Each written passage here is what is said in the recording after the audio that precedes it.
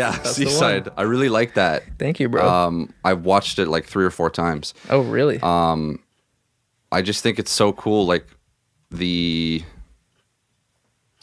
just like the fun and the playfulness of it, and just like the originality of the whole concept. And you know, people were kind of thinking the same thing too when I went through the comments, and like everyone kind of had like similar ideas, and I was like, oh yeah, like that's definitely how that made me feel too. Like just like a really fun song, although it, you know, maybe a little late for the summer, but yeah, definitely. Well, it was late in general. That song is like 2 years old, but I'm glad you feel that way, because like I can't make fun songs. Like it never happens. That was the one time it just came through, and like somehow it worked. It worked out okay. Yeah. But yeah, thanks for that. Thanks for the feedback. I really appreciate it. Where'd you guys shoot that? That was mostly out Alouette in Maple Ridge. Okay. Yeah. Yeah, so it was a little out there. It a was lake is a lake? Yeah. Yeah. Yeah. It looked like a lake. Yeah, Alouette Lake is nice. Maple Ridge is a good spot in the summer for out so many nice outdoor spaces. Yeah, it's cool. But yeah, this whole project coming out is like very long overdue. Just like so much stuff happened in life, and I was like got pushed and pushed and pushed, because I was like, what I got to do is stack up videos for every single song. So that's the way to do it, and get, you know, bank them up. Yeah, exactly. Right. And then get like a proper budget, like marketing plan and release for everything, and just doing all that ended up taking forever. And then like life came in with all these different things, and you know, you get sidetracked. But it's finally coming out, and it's probably going to be my last Shawn Morozza project, because I feel like it's taken me so long, like 7 years at least, of doing this music. I think I really started when I was like 18, and now I'm going to be 26 this year. So it's been a little while, and like this is the first project that I think is actually good all the way through. Okay. But yeah, just so much stuff has been going on that I've really, you know, I'm going to be honest with you, dude. I tried to flake on this yesterday, because I was really, and it was nothing about the podcast. It was literally just me in my mind, like, I don't know what I'm going to say. I'm probably like the worst person to bring in and talk about this stuff right now, because literally the last 2 months I've been like, what am I even doing? Like, what's the point? I don't even know if I want to be taking this stuff seriously anymore, because it's been like such a, like, my whole life has been built around trying to make a music career. Sure. And it's like, I haven't really seen any fruition. Like nothing has come about in terms of like money or fans or, you know, any kind of like measurable success. Sure. You know, apart from maybe relationships I've developed and stuff like that. So yeah, but then I realized you hit me back. You're like, oh, we're actually doing it Friday. And I was like, oh, shit. Psych. I'm an idiot. But also, yeah, okay, maybe this is supposed to happen. So yeah, here we are. Well, that's cool, man, that you can be honest about that, and not just about, you know, that you were trying to skip the podcast yesterday, but that you can be honest and vulnerable as an artist to admit those things about, like, you know, this is kind of a grind sometimes. And you know, doing it for this long and not really, like you said, seeing any tangible rewards or benefits, you start to question what you're doing, why you're doing this in the first place. Yeah, exactly. Just trying to like reassess like values in life, and like what do I actually enjoy.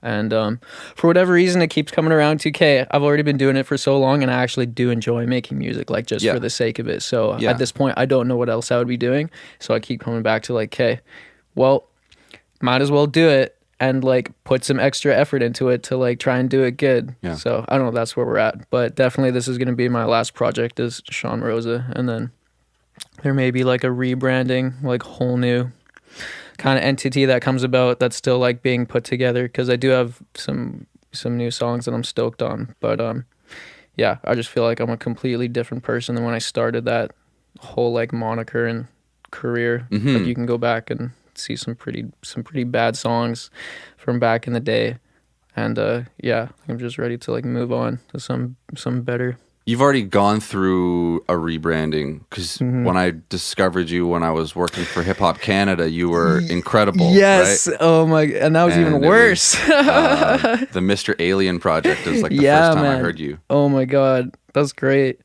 Yeah, dude, that's so true. That was really nice of you to go and write that review. That was sweet. I really appreciated that at the time. That made me feel like in the moment I was like, oh, I made it. This guy's reviewing my music, and it's Yeah. like it's actually like a positive review. I Yeah, felt so yeah. stoked. Yeah. But yeah, now listening to those songs in hindsight, I'm like, oh my goodness, like I can't even stand it. I know what you mean. I have songs like that too from when I was 17, 18, 19, and I can't even listen to it. Like I can't get through it. Oh my God, it's so bad. I'm like, listen to my voice, and there's no confidence in anything I'm doing. This is sloppy. I'm just like, what was I doing, man? Yeah. Like, But in the moment, you probably didn't think of it like that. In the moment, you're probably like, oh, this is pretty good. this is the greatest right? thing ever created. Right? Yeah, right. Oh, I know. Yeah, I definitely thought I was a lot better than I was. For a long time, and people are just so nice. Like almost no one's gonna be like, "Yo, dude, your song's bad. Like it's trash," or like you suck. And like the one person that does, you're just like, "Oh, they're just trolling. They're just haters," you know. But I think the constructive criticism is like so important. I don't know if people actually were more honest with me like early on and were like, yeah, you got some good ideas, but you really, really need to work on execution. Like really like figure out what you want to sound like, because this is just not palatable. Yeah. I think that would have been helpful. That's a big thing about, like, I don't know, like maturing or ripening or whatever whatever term you want to use as an artist, but like in the beginning you're just like making sounds. Yeah. You're making noises, and then eventually you realize like it all comes together, right? And you get like a quote unquote sound, like, oh, that's that person undeniably. And that's kind of the I don't know, I remember for me when I first, because I got into this as an MC. I used to make hip hop songs and stuff, and finding your voice, finding your confidence, finding your flow, all these things, like that's like a eureka moment, right? And beat selection and things not to say, and this definitely doesn't belong on this project. Like there's all these things to consider to kind of like put it together as like a package. Like this is Shawn Morozza. Absolutely. And when you're just doing it yourself and you don't really have any guidance or anyone to like look up to, it's like it takes a long time to figure stuff out. So many things to if juggle. you ever do. Some people like never figure it out. Yeah. And but yeah, it is a continual evolution. So you started out as an MC. Were you always in Vancouver? Like how did this all come about? I grew up in Victoria. Shout out Vic City. And I mean, I got into hip hop as a teenager, and one thing led to the next, and I heard Illmatic and I wanted to be Nas. Right. That was it. Like that was what changed. That album changed my life. I was like, oh, I'm gonna make an Illmatic, and then I just started rhyming, and I knew every word to every song, and then I discovered Wu-Tang, and then I discovered Black Star, and I discovered Tribe Called Quest, and then New York, and I just got so immersed into hip hop, and I just started recording my own songs, and had a little they don't make them anymore, but one of those little white MacBooks when they still had like plastic. Yep. Now they're silver, but it was like one of the white MacBooks, and had GarageBand on there, dude, and just made my own beats. It was throwing loops together, but made my own beats, and I got a cheap little interface and a microphone, and and I just made albums, and then I made friends that were also into hip hop, and we made songs together, and then slowly over the years I got really I don't know what the right word is, but like poisoned by like not being able to see where I was going with it.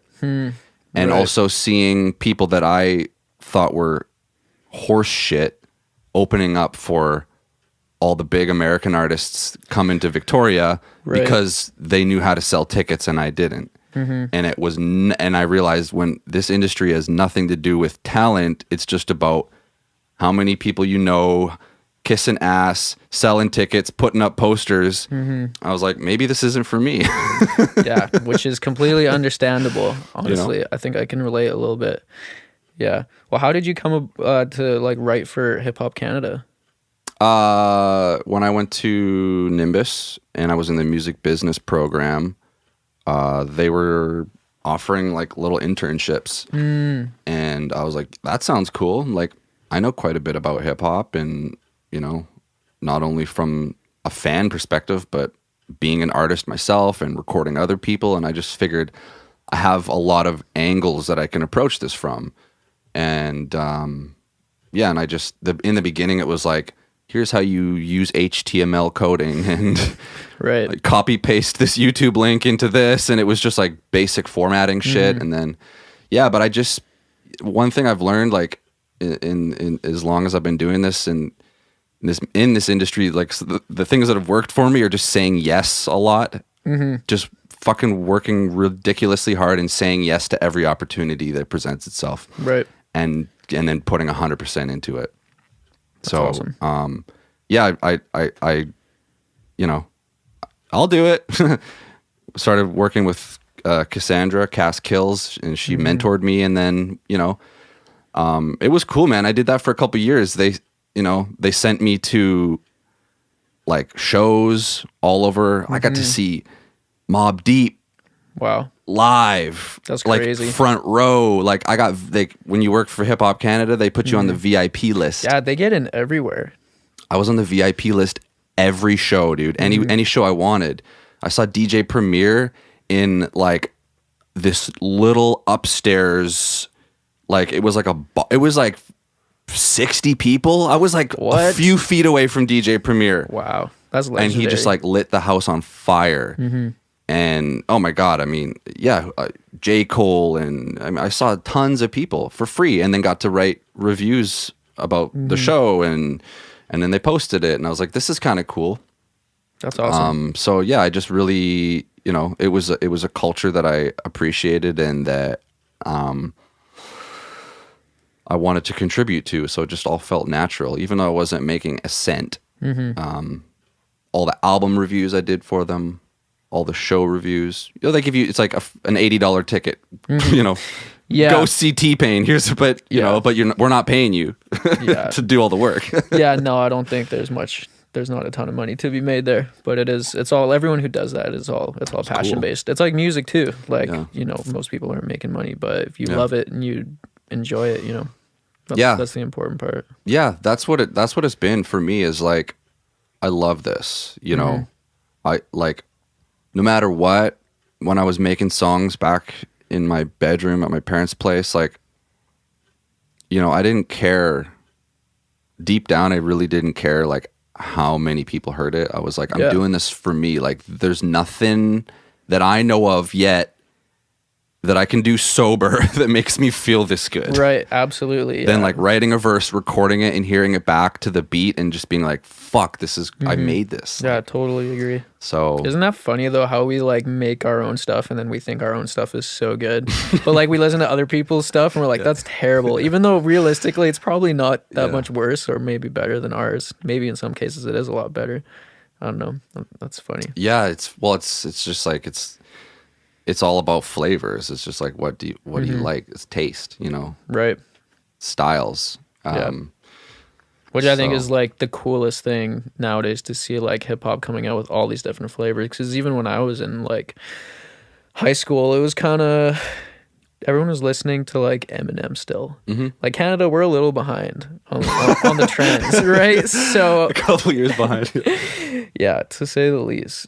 And then just within, even in the time when I started like really trying to take this seriously when I was 18 to now, like the whole music landscape has changed so much in like 7 years. It was like literally I was just coming around the end of like Much Music when that was still a thing, and it was like you could still like get on to Much Music like as a Canadian artist and like be played on TV, and then everything's just like that was like different. I remember like Much Music, and they'd have like guest hosts. They'd have like an American artist like guest host the rap countdown. Yeah.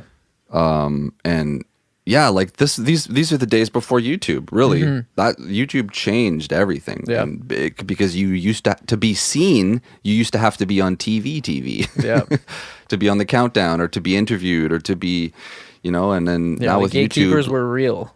what's that? The gatekeepers yeah. were very real. Those were back real then. things. Yeah. Now it's Now all the boundaries free-for-all. there are no boundaries. It's like you just create your own, gardening show. yeah. And if you've got, a good camera and someone can edit it for you and throw some music on there, you're fucking Monty Don. You're, you can be the next Jamie Oliver at home. Yeah. It's just crazy, right? Yeah, it is. It is. I just like the trade-off with that is there's so much more competition, but at the same time, I think if you really want it and you keep pushing, there's room for everyone because there's so much market. There's so much market out there. Like, Yeah. how does Netflix have like thousands and thousands of shows and they're continuously growing all the time? Yeah. They can't keep up with demand for new shows. But that was my best stock ever, by the way. Netflix always like on the rise. Oh, good if for you're you. in there, Yeah, stick with that. It's been good to me. Yeah. But yeah, man, it's crazy times right now. Even just this last project, from the time when I started it to now, the plan to release it has changed like 3 different times. Like do we do a bunch of singles, do it as like a whole album, or like have to have music videos for everything? Like, because when I started it, streaming wasn't even an idea for me. This was like 3 years ago. I wasn't even really thinking about Spotify or anything like that. I was like, hey, the angle is YouTube. Get the views up on YouTube, promote the music videos, go that way. And now it's like you don't even really need videos as much if you can get playlisted on Spotify. So I was like, well, there goes that whole plan that took like 2 years to like put together all these videos and content and all the songs and everything. So yeah, it's wild. It's wild. So I don't know what the play is going to look like moving forward, really. Do you think there's like any format that seems more successful than any others as far as like releasing songs goes? Like, do you think people care more about albums or is it just like a singles game now? Oh, that's a really good question. We were talking about this. I can't remember what episode it was, but I don't know, like singles have been around forever and albums have been around forever. Back in the day, people would go and physically buy like a record you could hold in your hands but it just had one song on it. Right. It's this big thing like size of a dinner plate.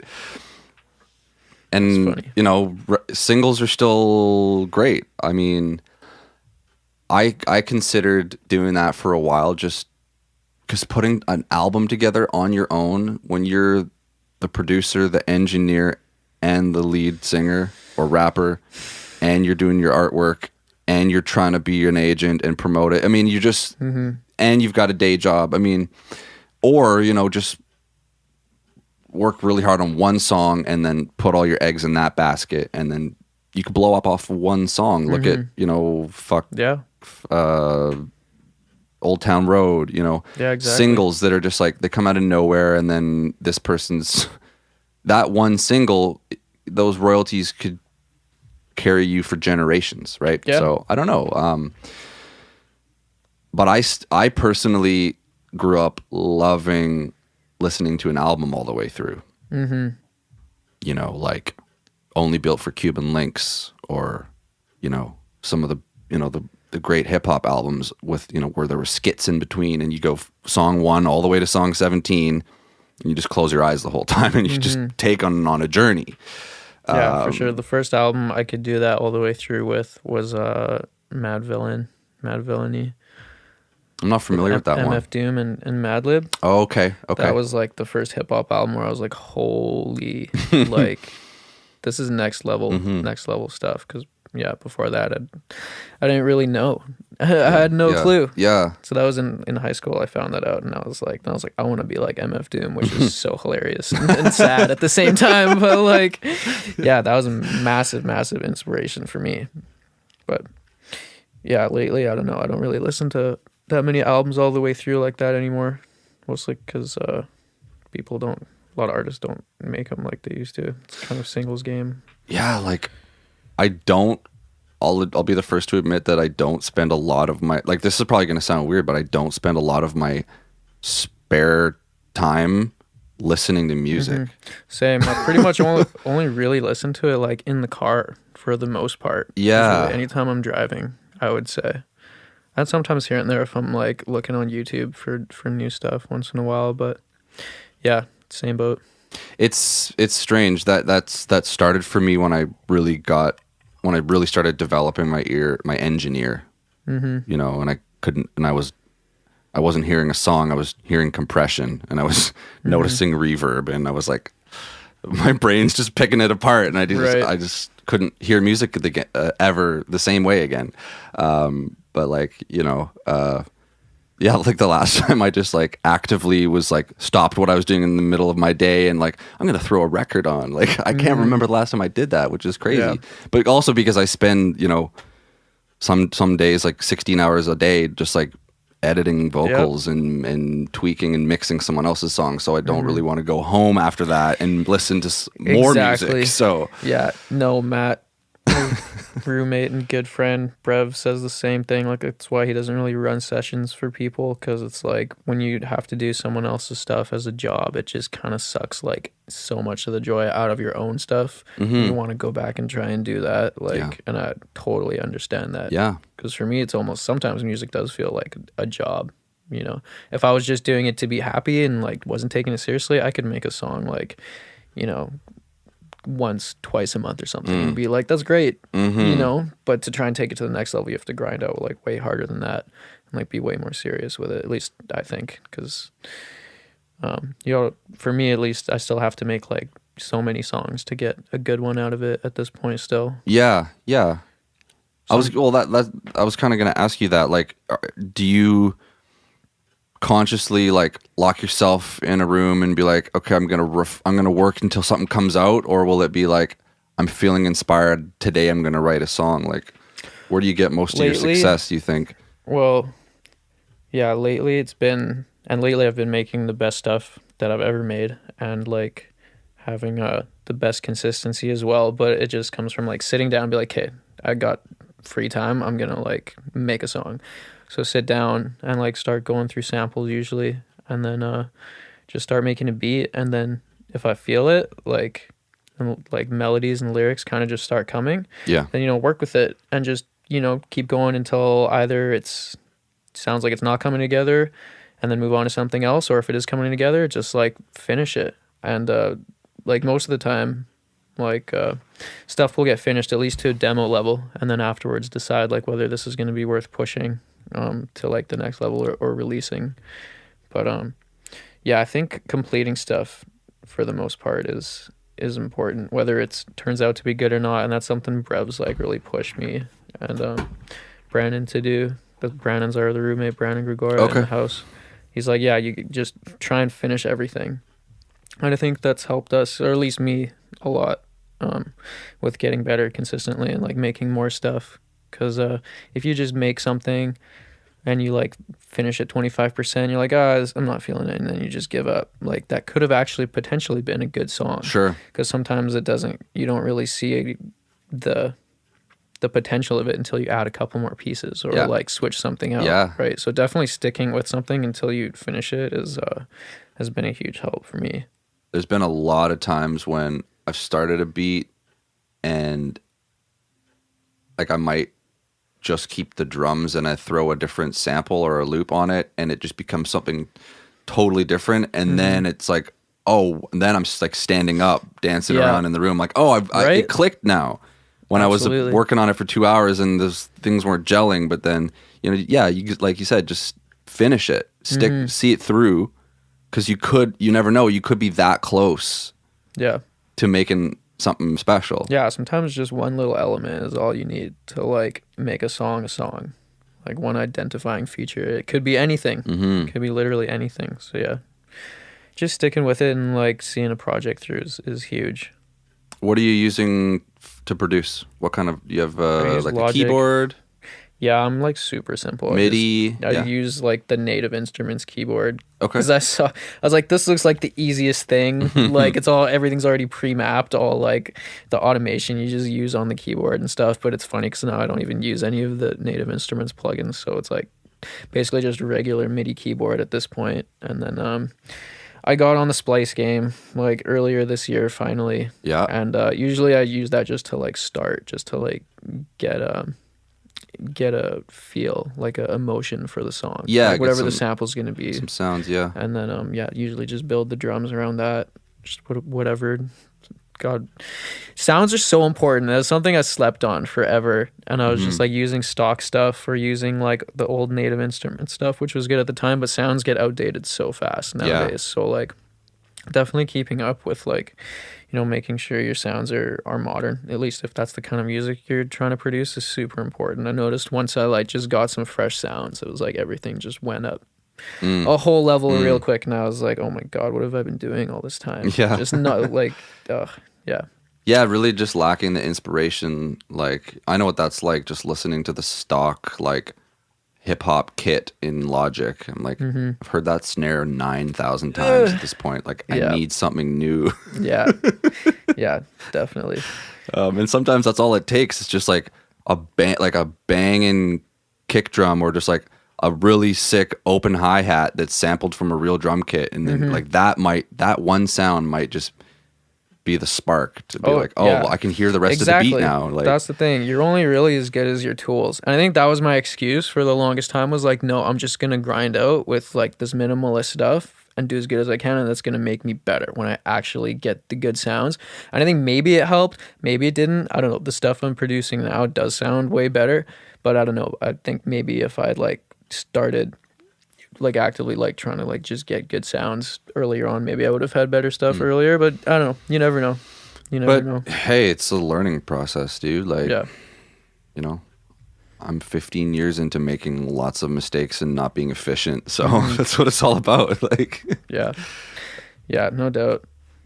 A lot of your material on your SoundCloud, which I've been scouring for the last couple days preparing for this, is produced by, right? Yeah. So how often are you making your own beats and then releasing that? Because I like the majority of the stuff I saw, as a credited producer as well. Yeah, for sure. Well, most of the stuff on SoundCloud is also like super old, but I would say like what I would do is make like a whole project with other people's stuff and then make a whole project with my stuff. Okay. But my stuff was always like never as good as the other people's stuff, until I think like recently, we're now like I've made like 20 songs in the last 3 months or so, and they're all like produced by me. So I haven't been using anyone else's stuff, with the exception of like me and Malachi Motion got like one song together that we've been working on, and I have one with Mason Rex.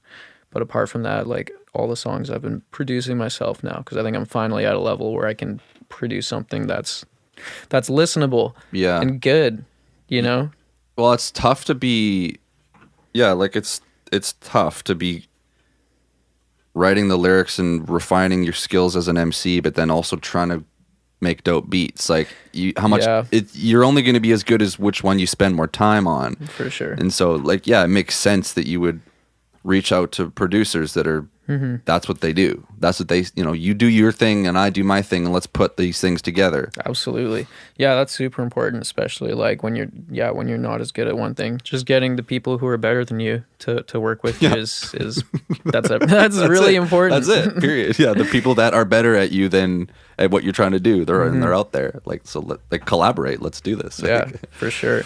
The biggest benefit for me to like making my own beats is that like I own everything, and like I'm never waiting on anyone else, and it's just like having full creative control is important. And just like working so much with Matt is like been so fucking inspiring. I just am like amazed, because he bats like a 99% average in the studio. He'll just sit down, and I like know, because I've filmed all the like the whole series and everything, just get in the studio, and like 8 hours later, from scratch, he's got like produced this song, written, recorded, mixed, like a song to like 90%, and like did that like 20 times in a row, and every time it was amazing. It was like, how do you he's an enigma for sure. And like I hope that some of his greatness has rubbed off a bit, and like now I'm like kind of getting my consistency up there. Although we make very different styles of music, I think we kind of approach it in a similar way. The more, there are those people out there, and I've seen them come through here at 2 Track, where it's like there's they've got all the ingredients. Mm-hmm. They've got the talent. They've got the work ethic, but then they've also got the experience, so that when they do come in a 3-hour session, I'm just working Pro Tools as fast as I possibly can to keep up with them. Mm-hmm.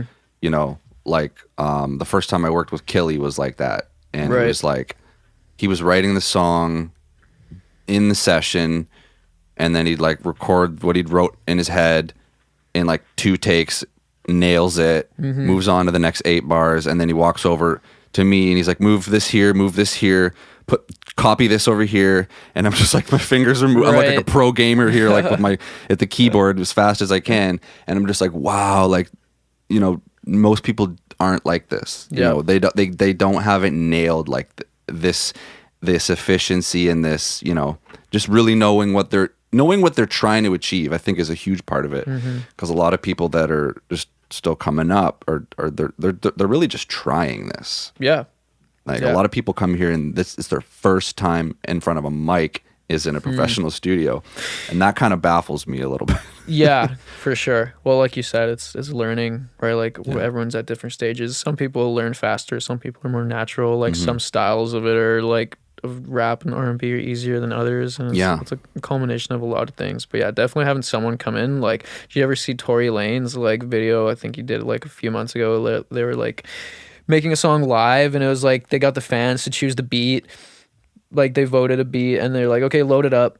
And he gets in the studio, and he just literally is like freestyling the song, like off the top, like smoking a blunt at the same time while they're tracking, and the engineer's just like looping him, and they're like so in sync. It's like so fast how they do all this stuff together is amazing. I don't know, maybe like 25 minutes, half an hour or so, and they have like a hit like on their hands. I'm like, dude, how does anyone compete with this? Like that's so amazing. And it's some people some people can do that, but I think the mistake that people make is these, you know, artists that are looking up to that, who have never made a song before, and they see that and they think that's how it works. Right. And trust me, the amount of sessions that I've done, I see that over and over again, and it's just a level of ignorance. That's the only thing I can call it, is, you know, people, you know, you aren't Tory Lanez, you're not Killy, you're not Travis Scott, XYZ. You have to understand that they're showcasing 20 years plus of dedication and hard work and sacrifice and compacting that into a 30-minute segment. Yeah, that 10,000 hours, right? That 10,000 hours. Joke. That's right? In any discipline, you know, and the same goes for whoever's engineering their session. Yeah. That person's not fresh out of school. No. They dedicate their life to learning Pro Tools shortcuts and just knowing exactly what they're doing and being really, really, really good at it. Yeah, absolutely. So that's frustrating. That's one thing that I see a lot, in fact. Just it's a lack of respect for this art form, for the studio. It's a lack of respect for the studio experience. It's not, you don't just walk in off the street and make a hit. Yeah, people got very confused, and that's why a lot of people give up like right away too, after they get in the studio like once or twice, or like try and make like one project, and then it doesn't, like they make no money off of it, and then that's kind of it, right? Yeah. Oh yeah. So if you don't do it for fun, then if you don't actually enjoy it, you're not going to get anywhere anyway. Which I think is the only reason I've been able to actually like finally get good, is because like I do enjoy this. So that's in my head. That's why whenever I'm like, okay, Shawn, you're, you know, gonna be your late 20s soon. Like maybe it's time to hang up the rap thing, you know. But at the end of the day, just come back to like, but it's fun. It is. So, yeah. It, you know, it can be your passion. You can be 70 and have a passion. Yeah. In fact, you know, I hope most people will be, you know, like find your passion, find your thing that's like, when I'm off work, I get to do this. Yeah. Or like when I wake up, I get to do this, you know. Yeah, exactly. Otherwise it's because it is going to be a fucking treacherous road. And if you're doing it for YouTube likes or whatever, the girls or whatever, like that's not real, man. Like it's gotta be you're doing your thing and then by the way, you get credit or people notice you. That's like a bonus, man. Yeah, but it's a side product, the real for thing sure. should be I'm good at this and I like doing it. Yeah. Yeah, Right? exactly. Because you're just gonna get, beaten down otherwise. It's just too tough. It's too tough. There's too much competition. You gotta to outlast everyone else. You got to be doing this for the right reasons. So Yeah. Sorry, what were you gonna say? Oh, I was just gonna say, yeah, it's another thing, like comparison. Like it gets people down a lot too. Like Comparison, yeah. just like looking at other artists, be like, oh, I could never do that, so I'm not worthy. But yeah, what were you gonna say? Who were some of your other influences? You mentioned MF Doom. People were in high school were listening to Eminem quite a bit when you were around. Like, who else did you who else did you see in as an MC and really look up to or really admire? So many people throughout the years. So many, like all kinds of different styles. Like literally, like almost anyone. I mean, Kendrick was like insane. Since I was in high school too. Like that was like later, like grade 12 maybe, I think, when he was like really starting to blow up, like with Good Kid. I mean, yeah, Kid Cudi, definitely a huge inspiration, like early on. I don't know, I like a lot of MCs. A lot of people inspire me. I draw inspiration from like big and small artists, like John Wayne, phenomenal rapper and producer. Like JPEG Mafia, and these are kind of like newer guys, not newer, but like they've blown up more recently. Yeah, so many. Honestly, take inspiration from like everyone.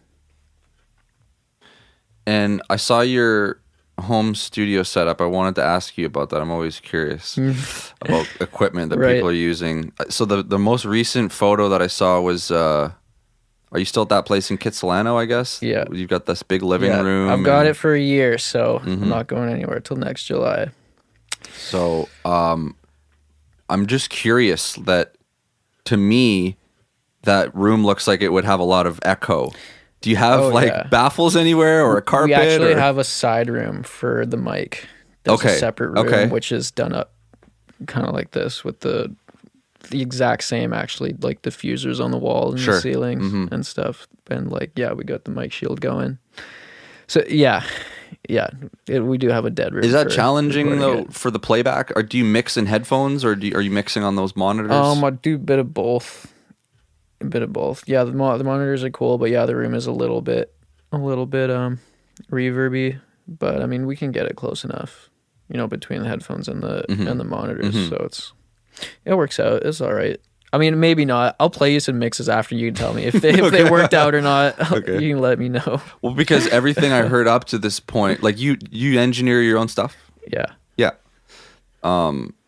I didn't hear, like, it sounded great to me. Okay, good. Yeah. Cool. Well, that's the stuff that anything that's out now is not recorded there yet. But I don't know. I think the stuff sounds pretty decent coming out of the new spot. I mean, I'm on a better system. Like all that gear is Matt's basically. Like it's all Matt stuff. So, and he's kind of a gearhead, so everything's really top notch. We're good. We're going into the U87 and stuff, and like Neve preamps and to the Apollo converters. So it's like the gear is not an issue whatsoever. So I have no excuse to have anything not sounding professional at this point. Yeah. But that stuff, like the Seaside was recorded in what some people might even consider like a demo studio, but still, you can, I think if you know what you're doing, like you can make almost anything sound good enough if it's recorded in a good room. It's about knowing your gear, doing the best with what you have. You mentioned Logic before. Is that your main DAW then? Yeah, that's all I use now. I used to use Pro Tools like when I was going to school for it, and then like over time it's just like, what's the point of having like two different DAWs anymore? So and everything's just in Logic. It's what I'm used to. So Logic 10? Yeah. And what are some of your favorite plugins? Like what are the stuff? What are things you're using on your vocals and on your chain? Kind of just like the way of, so the vocal chain now is Like, okay, subtractive EQ just with like the default Logic EQ, and then have like some multi-band compressors like the Waves, and then C6 or something like yeah, that. yeah, two of the C6s. Like one is more of a DS and one is doing something else. I can't remember. And then I use like a analog EQ just to boost a little bit, and the highs and the mids. Like it's the Slick EQ. I think that's a good free one. Analog emulation. Yeah, analog emulation. Okay, you guys aren't EQ. going into like a no physical pull tech or anything. No, just okay. all it's all digital. And then what? And then whatever I really like the Logic compressors actually. Like they're great. They're so versatile. There's like 6 of them. Yeah, you get all the different flavors. They're FETs I really and like those. VCAs and the whole works, right? Yeah, it's really dope. And then after that point, it kind of just depends on the song. Yeah. Lately, I've been using more. Malachi told me to throw more doublers on shit, so there's a little more doubler action. But yeah, it all really just depends on the song. I was using the not Waves, Isotope vocal doubler. Oh yeah, it was free for a little bit, and now they're charging for it. But they had like a month where it was free. Right. It's dope. That's cool. It's really great, and you just blend that in. You know, you just get a little bit of like space, width to the vocal, and it cuts through everything a little bit. Like subtle though. Yeah, definitely. No, yeah, doubler game is important. Doubler, yeah. Nowadays, you're hearing a lot of that. Like, yeah. All the the Travis Scott and the Futures and all these guys. It's just so vocal process heavy. It just doesn't even sound natural. There's so much stuff going on. There's so much stuff going on. Everything's being sent to like 3 different buses with all different kinds of like maxed out plugins on it. Yeah, I can only imagine. What's. Yeah, but I'm definitely like hopping on that train a little bit. Like for most of the songs, like a lot, like definitely sent into a bus with like verb and a delay, like is almost standard now. And then to like whatever extent you want to push it, depending on the song, you push it more or less. But yeah, I kind of just have it. That's kind of the starting template, and then just go from there. So, who or where did you learn to engineer from? Did you say you went to school? Actually, I went to like Douglas for a year. The first year they started their music engineering program, it was just a year long. They've since expanded it to 2 years, but when I went, it was just a year. It was okay. I'm not gonna say it was that great because it honestly like wasn't the most amazing. I definitely learned some good stuff, but I think the most important thing was like meeting my friends there, people that I still work with to this day and like have good relationships with. But yeah, all the best things I've actually learned about mixing has just been from being in the studio with people that are better than me and learning from them. Like, hell yeah. 100%. Yeah. Maybe if like, I could see Nimbus actually being probably a lot better. Just because I have a lot of good things to say about Nimbus. Yeah. Yeah. And just relationships and for sure. The caliber of people they have coming through there is definitely higher. But yeah. I had Denton on the show a couple weeks ago, and we've both been engineering 15 years plus, and it's funny that we both agreed that some of our best resources are still like YouTube.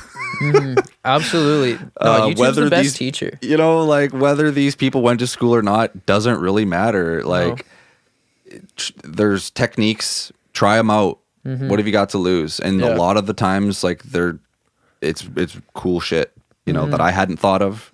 And it's like, hey, it's free information out there. Like, that's just so amazing.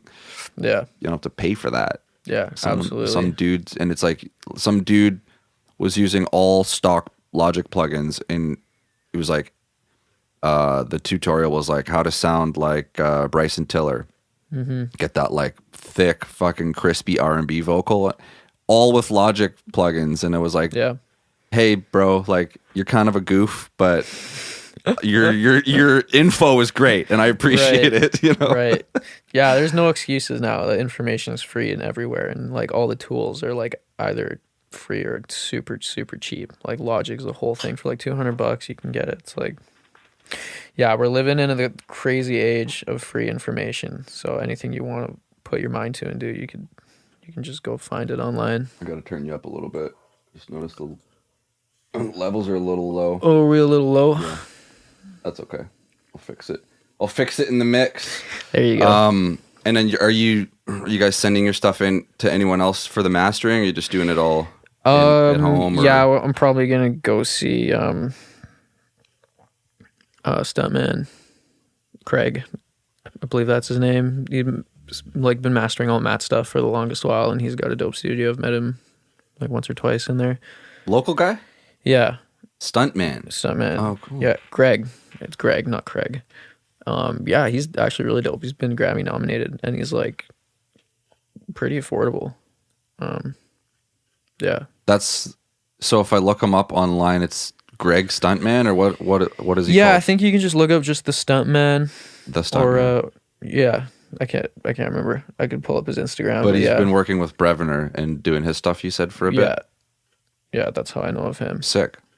Yeah, and he does a lot of artists from here. But like this project that's coming out, like I just mastered it because I was like, to me this project is it's not a demo, but it's like it's not an album either. It's just like an EP. It's kind of like a collection of songs that I think were dope, but they're not necessarily cohesive. And I'm deading this brand anyway, so it's kind of just like farewell to Shawn Morozza. And yeah, I didn't want to put like a huge amount of like money or time into it at this point. Yeah. Have you tried out any of those online mastering sites? No, I've heard mixed reviews. I think I can get it at least to the point where it's close enough for my ear that like I might as well just put it out instead of spending. I don't know how much they charge for like Lander and stuff like that, but it's not super expensive. It's what's like 20? I personally do use Lander. Yeah. Because I'm not a mastering engineer, and I have mastered my own stuff for years, other people's stuff, and then I tried Lander, and it was better than me. Right. So now I use Lander.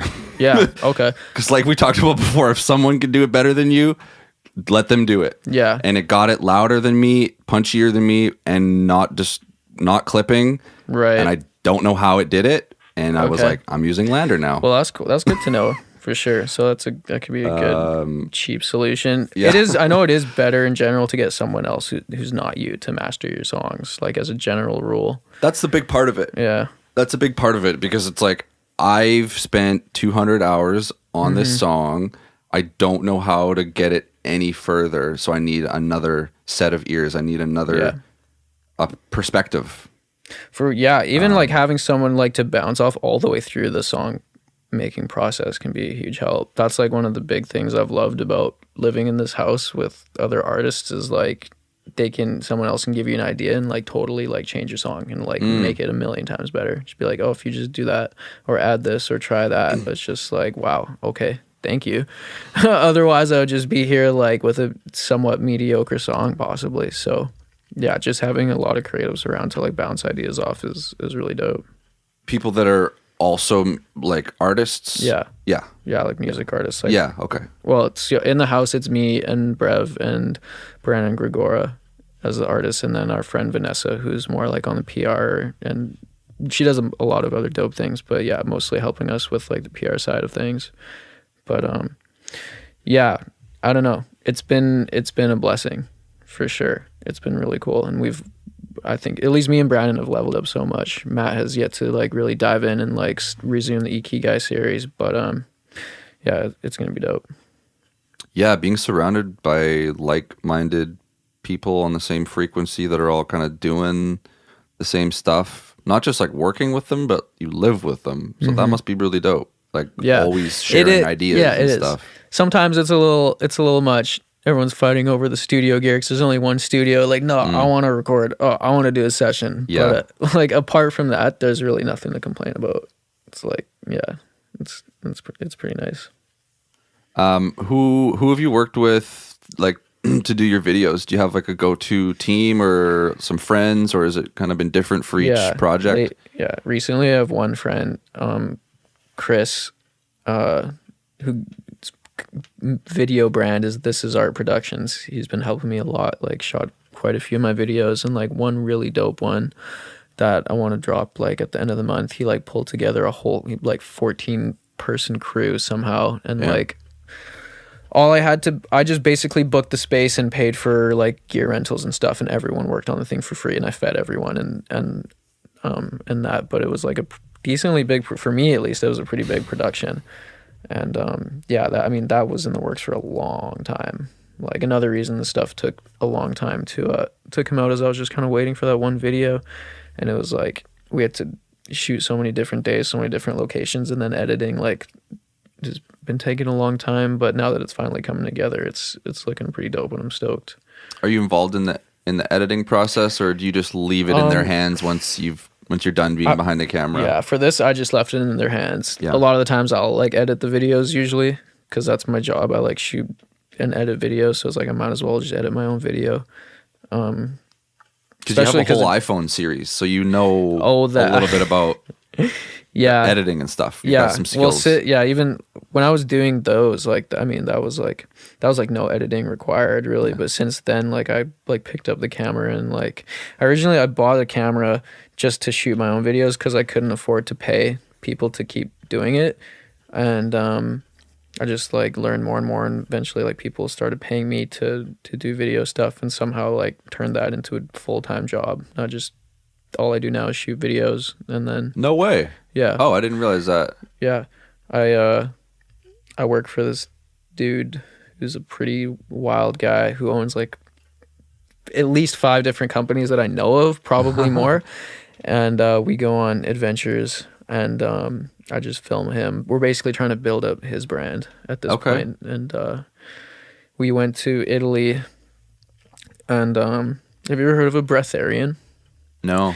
So there's a movement of people. I mean, it's been around forever, but in modern times they're called breatharians, and they believe that people can survive without food and sometimes even without water. Okay, I've heard I've heard of this. I didn't know that it was what it was called, but like people that are meditating, right, and they don't believe in food. Okay. Yeah. I've heard about this. Yeah, pretty much. So the Pranic World Festival, Prana is the energy. I think it came from like Hinduism. They believe that is life energy, that everything is fueled by prana. So the Pranic World Festival, they believe you live on prana. So we went there, and it was interesting to say the least. It was like a full week. How much do these people weigh? I mean, some of them don't weigh very much. Some of them weigh a lot, and you would never know that they were breatharians. There's like levels to it. So this guy, the guy who put on the festival, came up with these different levels, like level 1, 2, 3, and 4. And 4, I guess, is the highest level of breatharianism. That's like you've gone like months at a time without eating food or drinking water. And then level 1 or 2 is like you eat like a meal a week or a couple times a week or something like that. So that's taking intermittent fasting to the next level, right? Definitely. So that was quite interesting, like talking to all the people there, and like I'm always trying to figure out like, are these people just full of shit, or like is there something more to it? And I don't know. I think from what I gathered, like I think some people were legit, and everyone had a different story and different reasons for going into it and like living that lifestyle. Like one guy that stuck out to me was like, he was like quite obese, and he like was like, you could tell he's like is having heart issues, and he was gonna have a heart attack, he felt like, and he knew it was because he was eating too much, so he just stopped eating like all the time.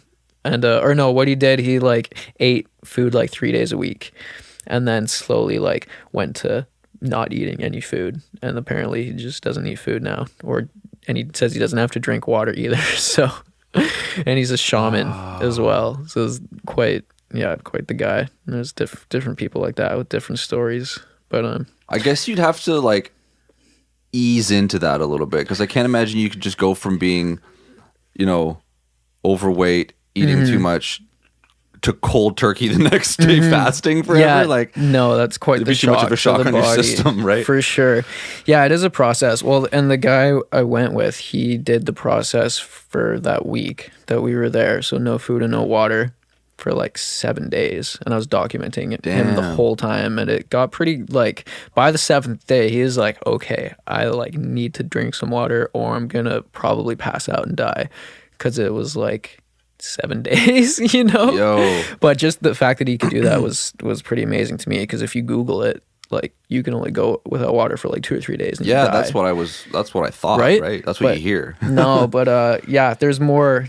There's more to the story. There's more. There's stuff we don't understand for sure. That was probably the big takeaway for me, was like, whether you believe these people or not, the fact is like we don't need to consume as much as we do. Yeah. And not just food, like in every single way. Yeah. In this first world, like people used to fast like 40 days out of the year, and that was like a common thing across all religions, and people were typically like healthier.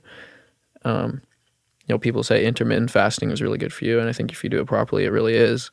But yeah, we don't need to be consuming as much as we do. Yeah, man, because like that's how we evolved as a species, like hunter-gatherer tribes didn't have Safeway, and so if they didn't kill a buffalo for a couple days, you're not eating for a couple days. And that happened, for tens of thousands of years. That's how our ancestors for sure did it, right? So I think that's how most animals like lions and the big carnivores, that's what they do. Like they hunt and they have a big meal, and then they go a week or 2 weeks with no food. And we can do that, but we have not been conditioned to do that. So over time you can get your body back to that. But so that's very interesting. And yeah.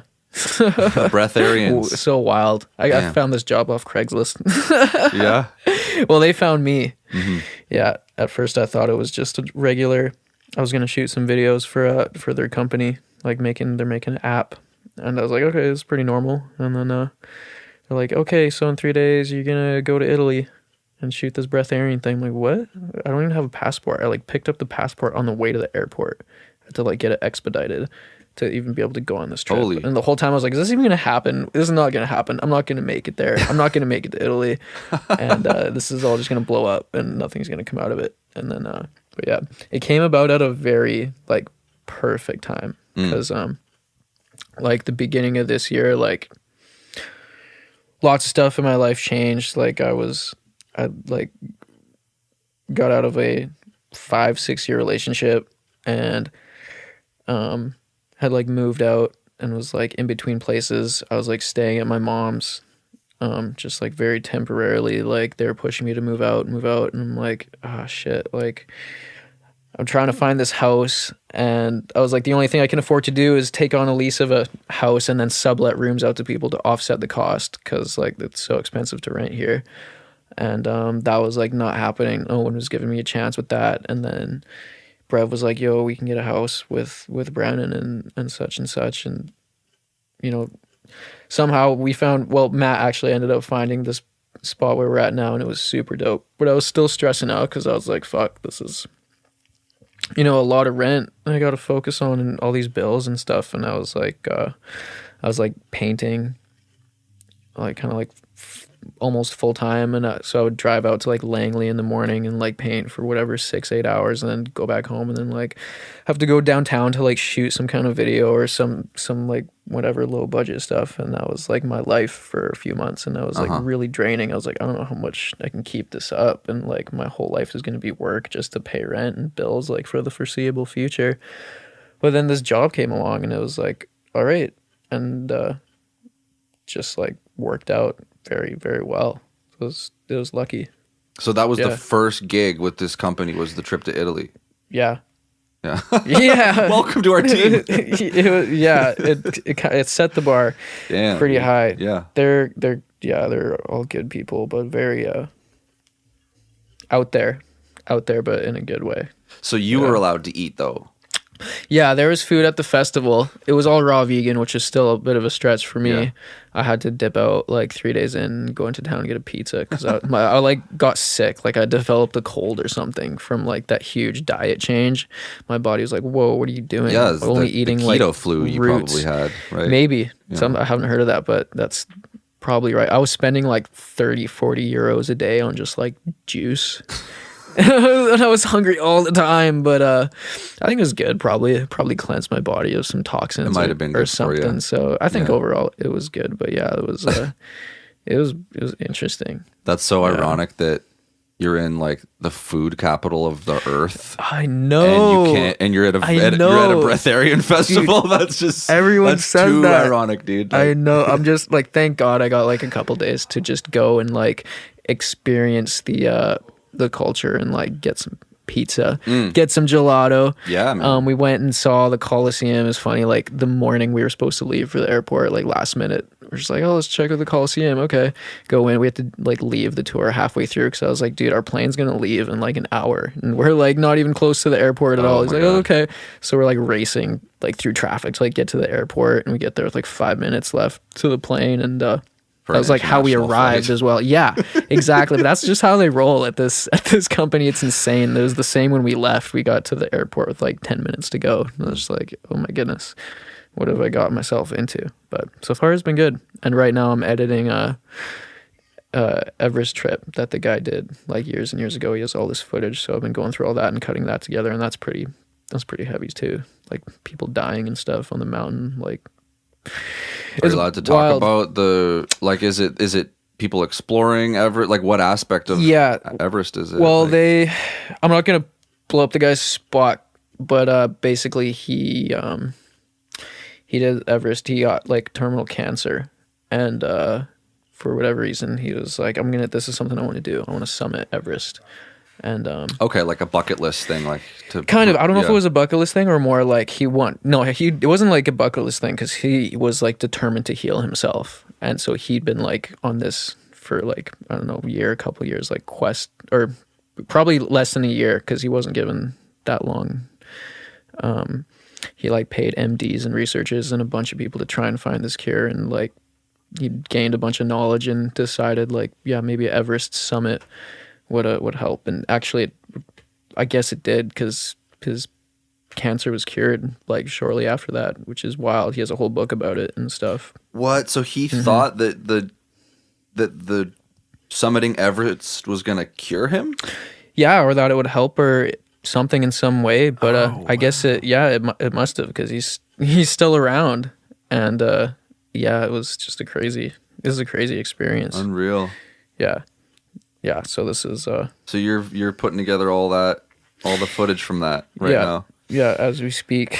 It's the main project. The Italy thing's still not done. Like I've been cutting that for like a month, and that's still a work in progress, but so many more projects have been coming up since then. It's like it's kind of been pushed to the side a little bit, but it'll come out eventually. Now to like to watch these. Is there a YouTube channel we can subscribe to? Yeah, it's not. So we're building everything right now.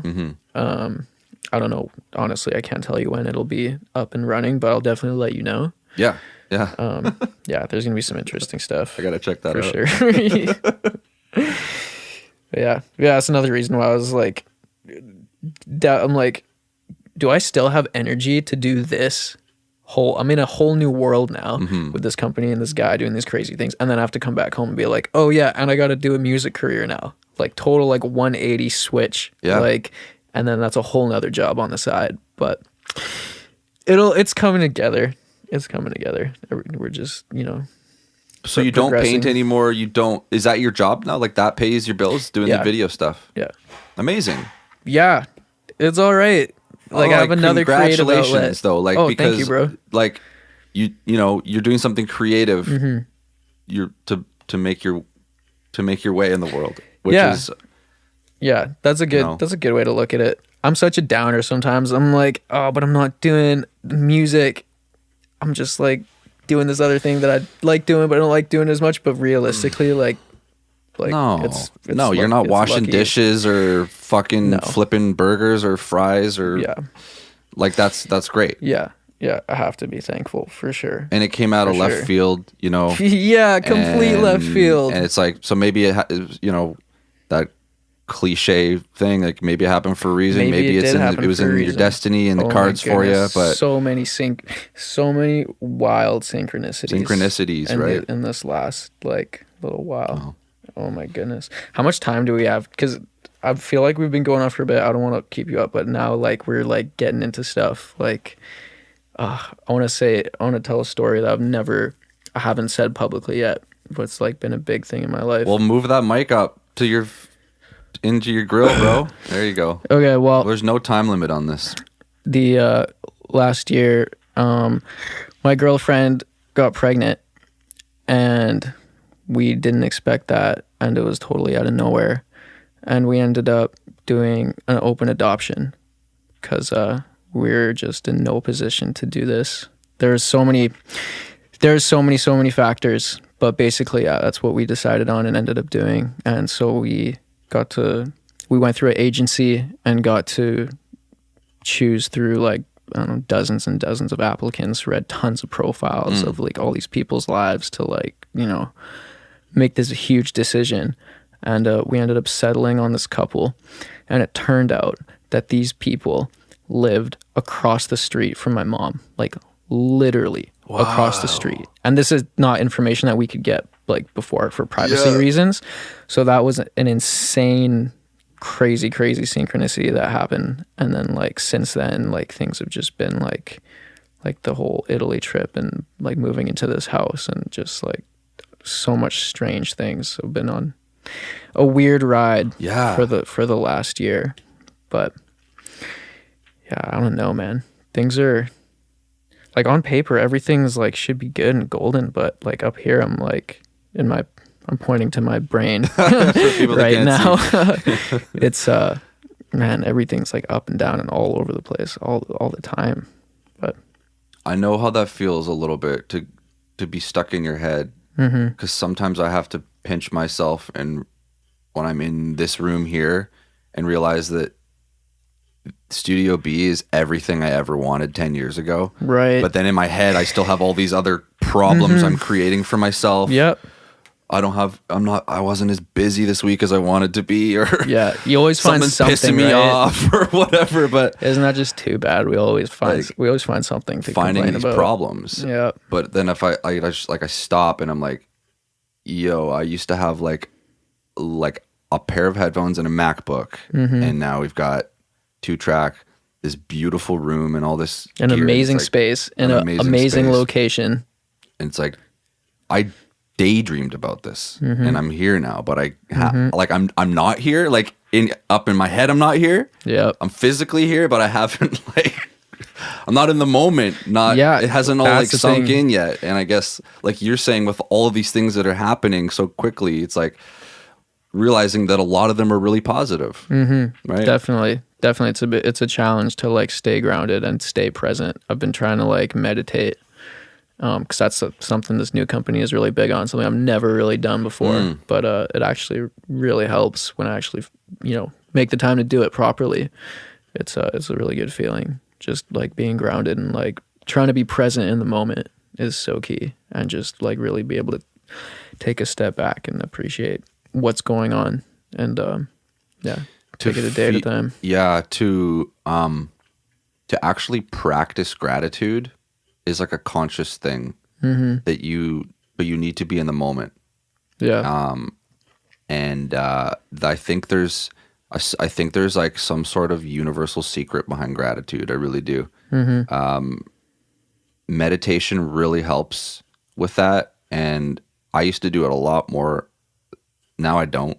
I used to do it all the time. Nice. When I discovered a good friend of mine in high school was like really into like all these spiritual books and stuff, and like Buddhism, and so he was actually one of my friends that I made music with, and he introduced me to all this stuff, and then I started getting into it, and then I read the Bhagavad Gita, and I took like a year. This is like in my prime, like post high school years of like where I should be.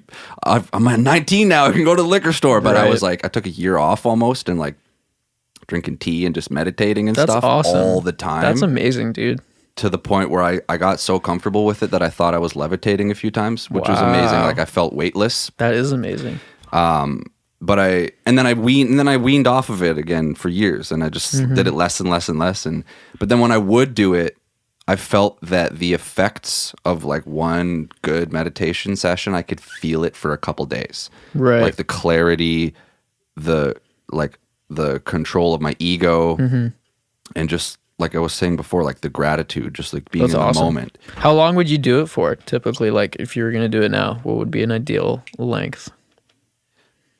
Like between 20 and 30 minutes. Okay. Like there's always that first bit in the beginning where you have to calm the mind. And for me, that takes a long time. Yeah. Maybe the first 10, 15 minutes is just like, you know, getting all of the sheep into the stable or the, you know, hurting all the animals, hurting all the thoughts. Yeah. And then, okay, now we can start.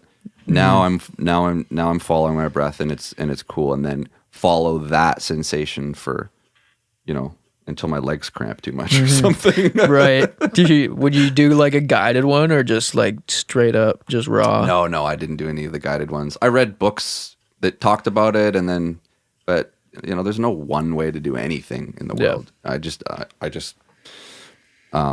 did what I thought felt right. And it was just until I was feeling like just very peaceful. And like I said before, like I could just almost feel weightless at times. That's awesome. It was great, man. I just wish that I don't know. It was like a habit that I lost. Don't know what happened. So I wonder if when people talk about like monks levitating in like Tibet or something, that's what they mean. Like you felt like you were levitating in your mind. Yeah.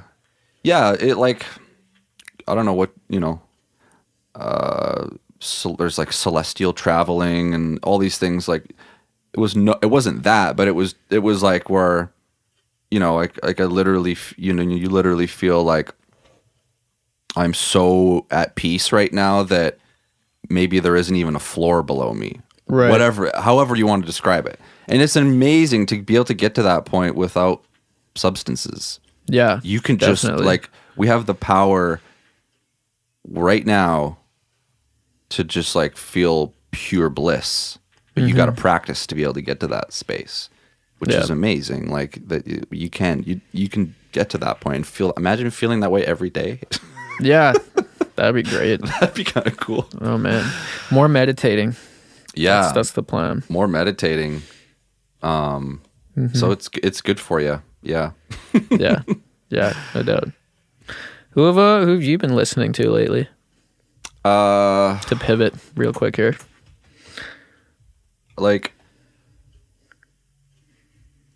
who have I gotten into recently? I don't even know, man. Like I said earlier on in the show, if I'm at home and I have things to do at home, like I have to empty the dishwasher or have to go grab my laundry or, you know, the kitchen's a mess, whatever. Like I put a podcast on or like a YouTube speech. I really like learning about, like, I don't know anything about it, but I like when people talk about it, like quantum physics, people like Brian Greene, people like Sean Carroll, Michio Kaku, where they're talking about like the people that are continuing Einstein's work. I like listening to that stuff. So the majority of my time I'm listening to something where I'm learning.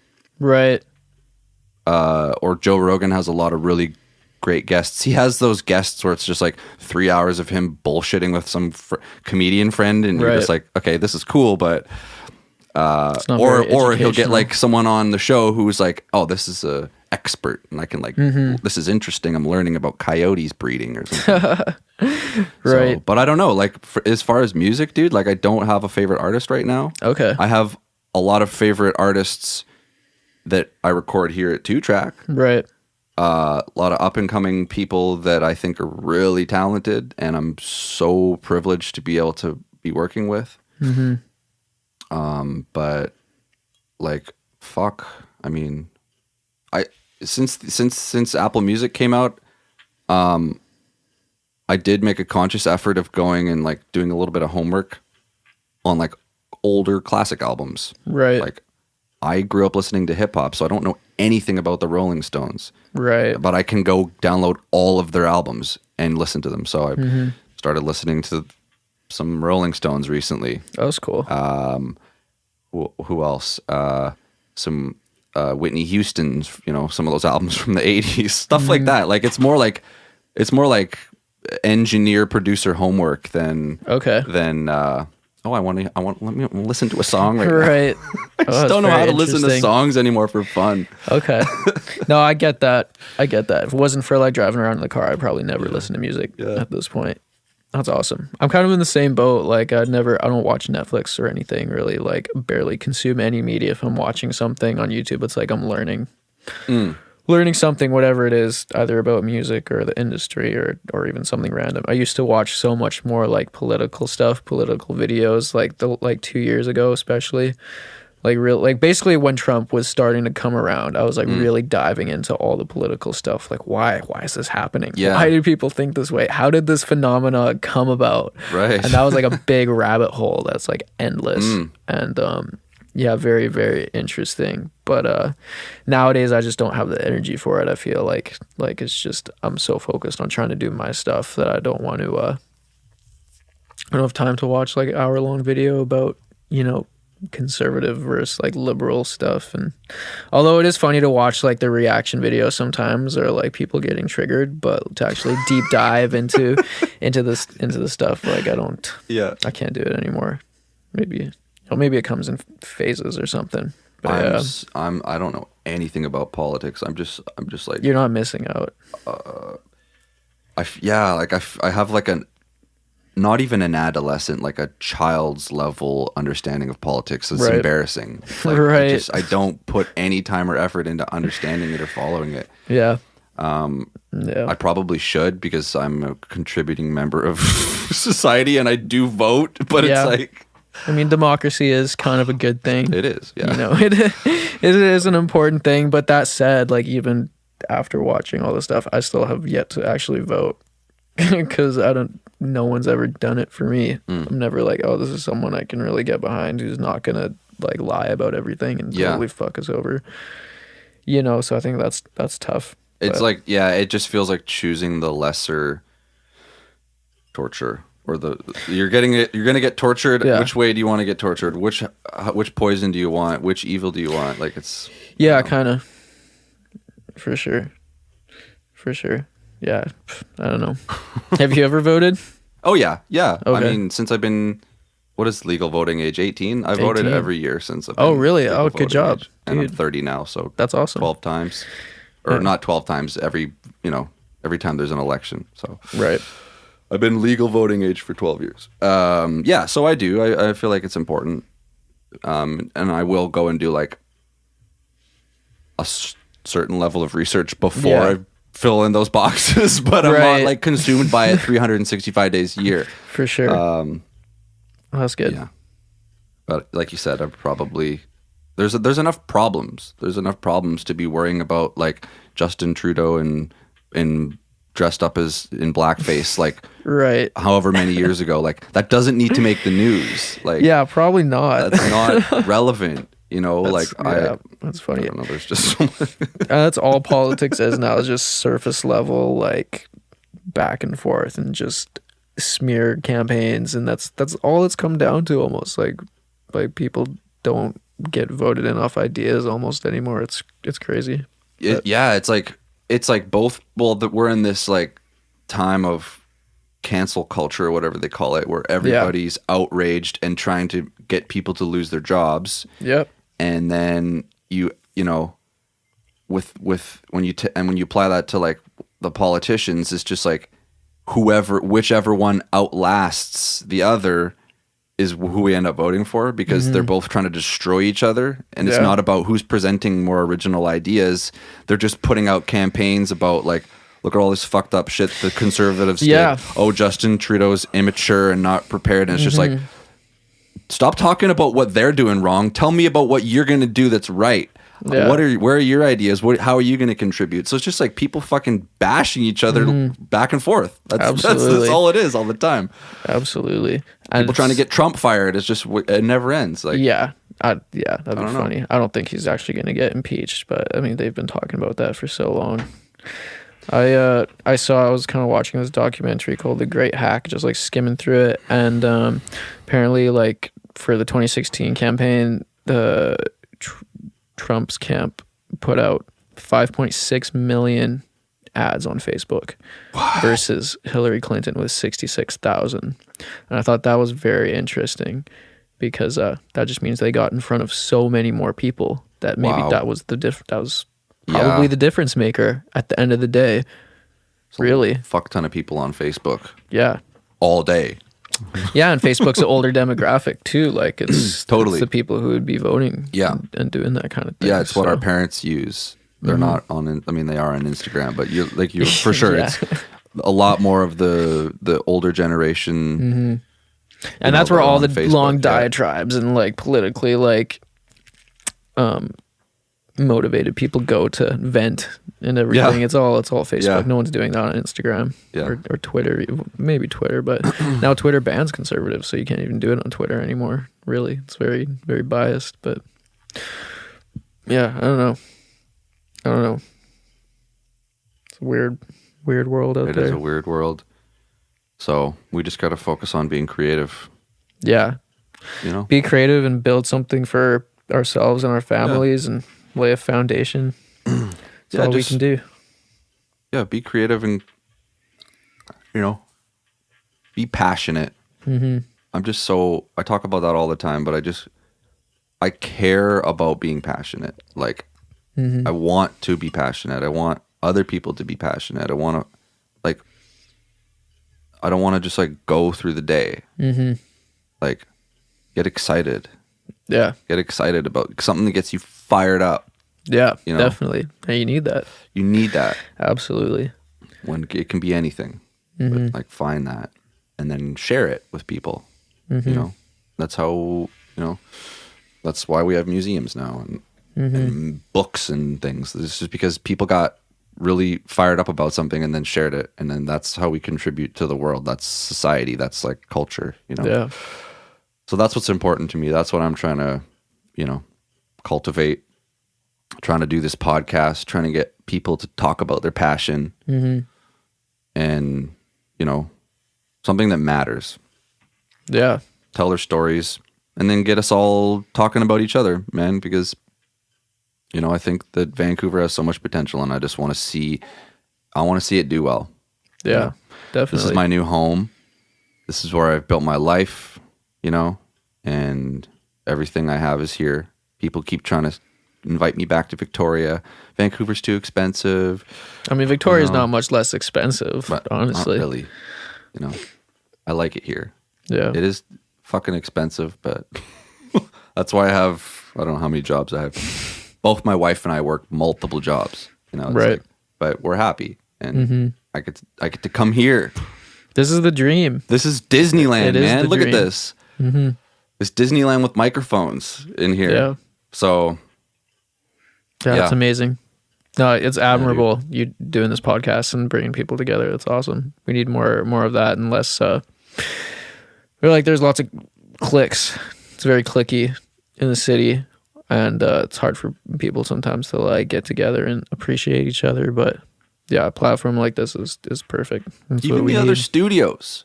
Even the other studios. I don't want to be like fighting over clients. I've reached out to other studios and I try to invite those dudes on the show. They haven't responded yet, but that's okay. Like, but I'm not afraid.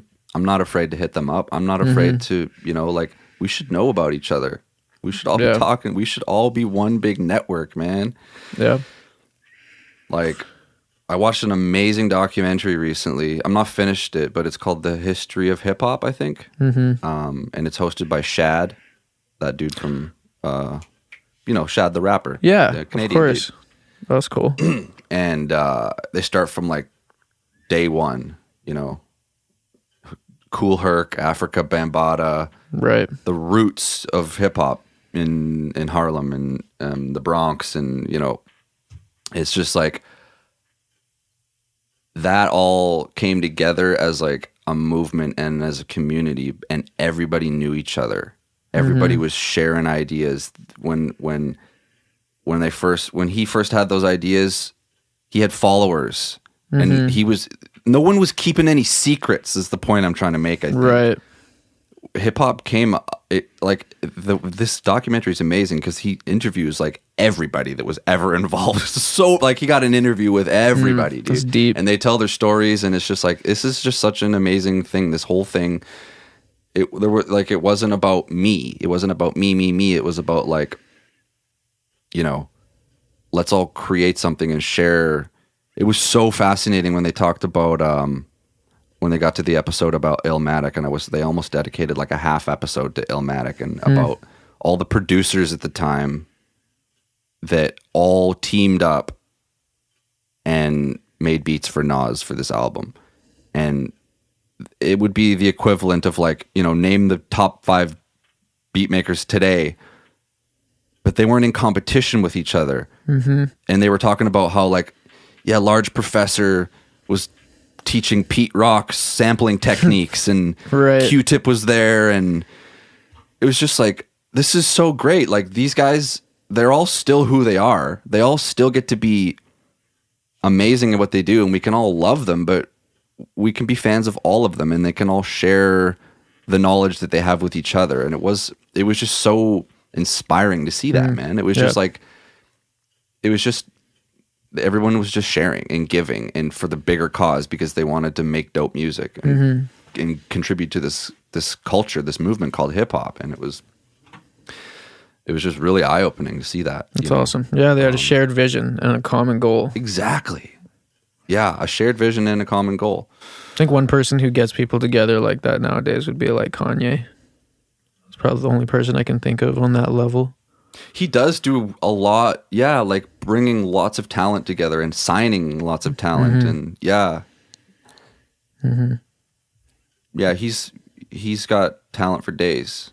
He's got talent in both back pockets and in his breast pockets. He's just handing it out, giving it to everybody, sharing it. And he, like, if you're talking about passion, like, he's got to be the embodiment of passion in like every way possible, right? Like no matter what it is, from like shoes to music to politics, right? Like he just goes with his heart and he goes like 110%. Yeah. Whether you like what he's doing or not, that's admirable. I love that. I like that you said that. Yeah, because it's like, look at this dude. Like he's so invested. Yeah, he's so invested in whatever he's doing. And you can, you can be that way. That's why like Joe Rogan is like someone I look up to, because this fucking guy's a black belt in 2 different martial arts. He's a top 10 touring stand-up comedian. He's the color commentator for the UFC. He bow hunts. He goes on like hiking trips with not a gun but with a bow and arrow, shoots elk, chops the fucking thing up, brings it, takes trips back to their truck, and then like freezes it. I mean, this guy, and he does all of this, and he has 2 children and a wife, and balances all that. Yeah, it's amazing. And, owns a supplement company. I mean, it goes on and on and on. You're like, does this dude, like, does he time travel? Like, where does you get time to do all of this stuff? Yeah, you gotta wonder. But it's like, at the end of the day, like, when you listen to him, it's just like, no, he just fucking cares. Period. He really cares about each and everything that he's doing. And it's just like, wow, that's just so great. Like, find those things and just do them. Yeah, absolutely. It's possible. He's got the same amount of hours in the day as we do. Yeah. There's no magic trick, so you can do it, Yeah. That's the message we're leaving the viewers with today. You can do it. You can do it. Be passionate. Yeah, be passionate. You can do it. That's awesome. So, this has been super dope, man. Really appreciate you so much for having me. I appreciate the invite.